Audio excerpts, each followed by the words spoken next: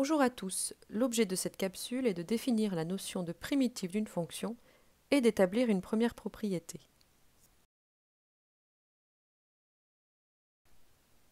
Nous venons d'écrire dans le cahier de leçon le théorème fondamental de l'analyse, qui affirme étant donné une fonction petit f qui est continue et positif, alors il existe une certaine fonction, que l'on pourrait appeler fonction r sous la courbe, dont la dérivée est la fonction f de départ.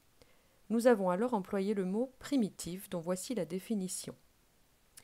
Soit f une fonction définie sur un intervalle i, dire qu'une fonction grand F est une primitive de petit f sur i signifie que grand F est dérivable sur i et que grand F' est égal à f.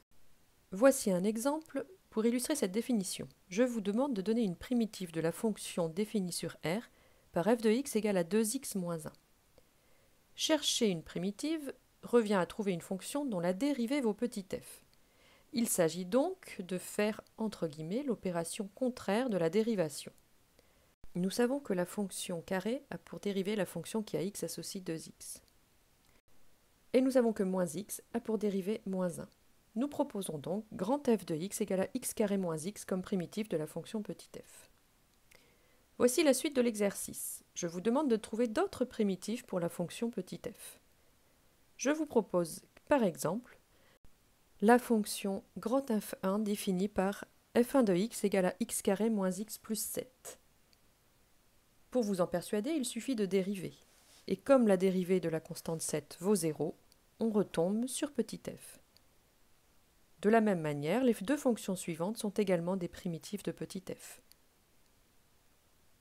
Vous avez certainement compris, il suffit d'ajouter n'importe quelle constante à la primitive de départ pour trouver une autre primitive de la fonction petit f. Énonçons cela sous la forme d'une propriété. Soit petit f une fonction définie sur i qui admet une primitive grand f sur i. Alors toutes les primitives de f sont les fonctions grand G définies sur i par grand G de x égale à grand f de x plus c, où c est une constante réelle. Une seule de ces primitives prend une valeur y0 en un réel x0 de i donné. Cette propriété illustre exactement l'exemple précédent. Une fois trouvée une primitive d'une fonction, pour trouver toutes les autres, il suffit d'ajouter des constantes réelles à la primitive. Passons maintenant à la démonstration.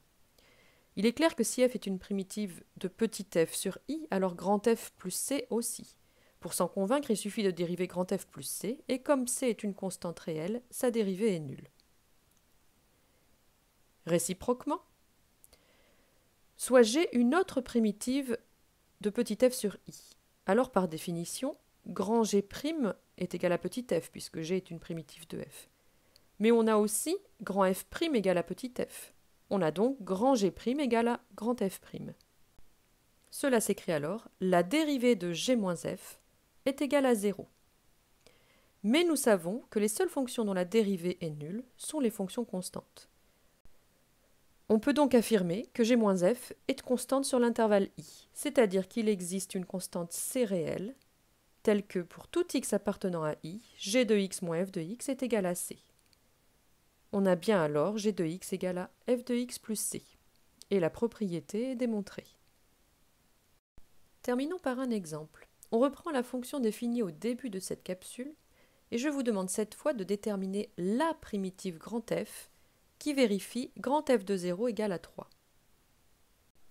Dans le premier exemple, nous avions déterminé une primitive de cette fonction. Grâce à la propriété précédente, nous savons qu'il existe une constante c, telle que grand f de x égale à x carré moins x plus c. En effet, toutes les primitives de petit f s'écrivent ainsi. Il nous reste donc à déterminer la valeur du nombre c. Pour cela, on utilise la condition initiale grand f de 0 égale à 3, c'est-à-dire en remplaçant x par 0, 0 au carré moins 0 plus c égale à 3, soit encore c égale à 3. En conclusion, on peut donc affirmer que la primitive cherchée est définie par grand f de x égale à x carré moins x plus 3. Voilà, cette capsule est terminée. À bientôt!